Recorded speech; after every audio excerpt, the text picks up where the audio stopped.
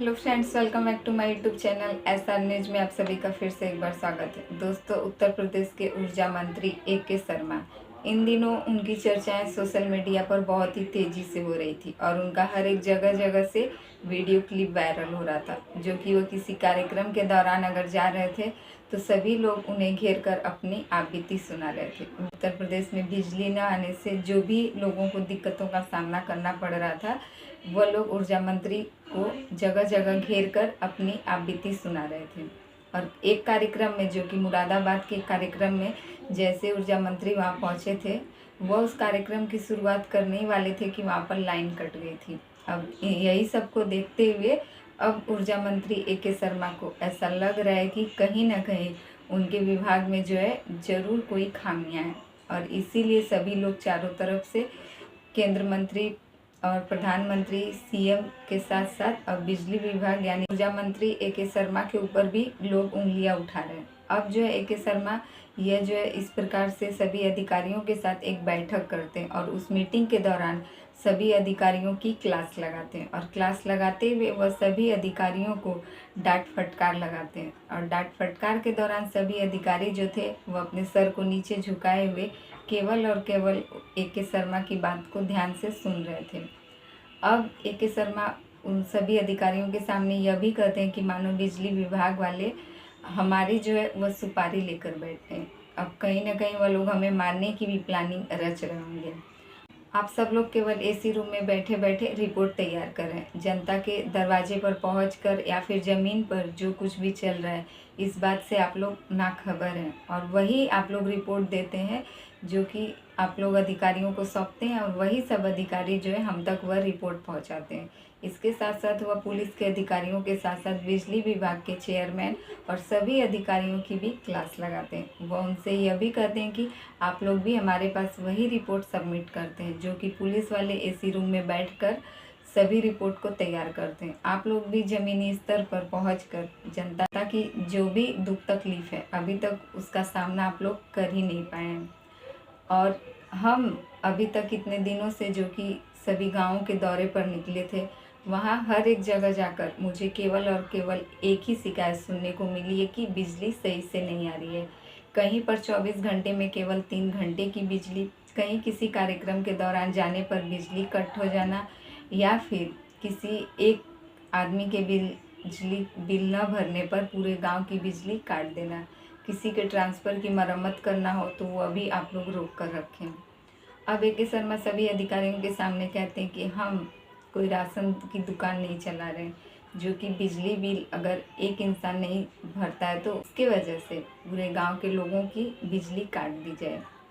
हम जनता के लिए बैठे और जनता की सेवा करने के लिए बैठे, इसीलिए हमारा यह पूरा हक बनता है कि हम सबको एक बराबर नज़रों से देखें और सबके लिए बिजली की अच्छी से अच्छी सुविधा दें।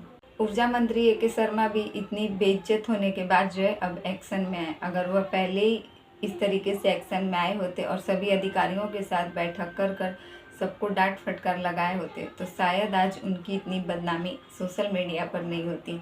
अभी कुछ दिन पहले उन्होंने अपने ही भाजपा पार्टी के अपने ही सहपाठियों की, नीतीश कुमार ने बिहार में एक दावा किया था इलेक्ट्रिक सप्लाई को लेकर, फ्री में बिजली जो कि सुविधाएं दी जाएगी, जिस पर कि वो अपने ही सहपाठी की, अपने ही सहकर्मियों की, यानी नीतीश कुमार की ऊर्जा मंत्री ए.के. शर्मा जो है वह ठा के ले बैठते हैं और उनके बयान की मजाक उड़ाया जाता है। यह कहते हैं कि फ्री में बिजली तो तब मिलेगी जब बिजली आएगी, और बिहार में ना ही बिजली आएगा फ्री का और ना ही बिजली का बिल आएगा।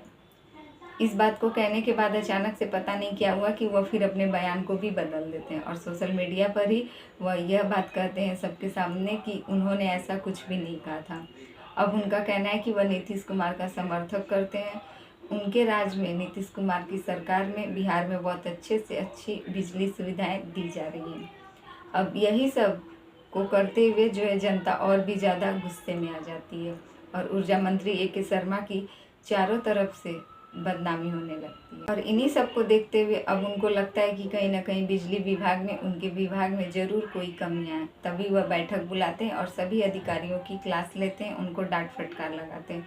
अब वह कहते हैं कि आप लोग यहाँ पर हमारी बात सुनते हैं लेकिन आप लोग करते हैं किसी और के मर्जी के हिसाब से आपका काम संचालित होता है, या फिर कोई और ऊपरी विभाग से आप लोगों को नियंत्रित किया जाता है। आप लोग यहाँ पर केवल मेरी बात सुनते हैं, लेकिन मेरे हिसाब से ऐसा कोई भी काम आप लोग करते नहीं हैं। ज़मीनी स्तर पर जो भी जनता की दुख तकलीफ़ है, इससे आप लोगों को कोई भी लेना देना नहीं है। हम जनता की सेवा के लिए बैठे हैं। हमारा बिजली विभाग की तरफ से सभी को एक बराबर बिजली सप्लाई होना चाहिए। और वह यह भी कहते हैं कि आज मैं यहाँ पर आप लोगों के सामने मीटिंग करने के लिए, बैठक करने के लिए बहुत ही मजबूरी में आया हूँ। अगर आप लोग मेरी बात को अच्छे से सुनते, समझते और मेरे हिसाब से काम करते, तो मुझे हर एक दौरे पर इस प्रकार से जनता से यह सब सुनने को नहीं मिलता। अब मुझे ऐसा लग रहा है कि हमारे विभाग में ज़रूर से ज़रूर कोई कमी है। आप लोग इसे सुधारें और मेरी बातों को अच्छे से ध्यान में रखते हुए जो भी कार्य आगे के उसे सही और सफलतापूर्वक किया जाए। इन सब बातों से साफ पता चल रहा था कि ऊर्जा मंत्री ए.के. शर्मा सभी अधिकारियों के सामने, बिजली विभाग वालों के सामने, सबके सामने जो है बहुत मजबूर दिखाई पड़ रहे थे। उनकी बातों से ऐसा लग रहा था कि अधिकारी उनकी बातों के हिसाब से नहीं चलते हैं, और ना ही बिजली विभाग में वहाँ के चेयरमैन इनके हिसाब से काम करते हैं। सभी लोग केवल इनके साथ मीटिंग करते हैं और इनकी बातों को अनसुना, अनदेखा कर कर यह लोग किसी और के हिसाब से चलते हैं। यही सबको देखते हुए ऊर्जा मंत्री जो है सबकी क्लास लगाते हुए अपनी बातों को रखते हैं और कहते हैं कि वह बहुत मजबूरी में सबसे बात करने के लिए मजबूर हुए हैं। तो इन सब से आपकी क्या राय? उत्तर प्रदेश और बिहार में इन दिनों जो भी बिजली को लेकर चर्चाएं चल रही हैं, आम लोगों को, आम जनता को जो भी बिजली के लिए परेशानियां उठानी पड़ रही है, इन सब से क्या बिजली विभाग वालों की गलती है या फिर ऊर्जा मंत्री ए.के. शर्मा इन सब पर ध्यान नहीं दे रहे हैं? अब जिस प्रकार से वह एक्शन में आए हैं, देखा जाता है कि क्या उनकी इतनी डांट फटकार लगाने के बाद या उनकी इतनी बदनामी होने के बाद अब बिहार और उत्तर प्रदेश में बिजली की सुविधाएं किस प्रकार से दी जा रही हैं। तो इन सब को लेकर आपकी जो भी राय है कमेंट करके ज़रूर बताइएगा। हमारे चैनल पर नए हैं तो प्लीज़ हमारे चैनल को सब्सक्राइब कर दें, और वीडियो पसंद आए तो लाइक कमेंट ज़रूर कीजिएगा।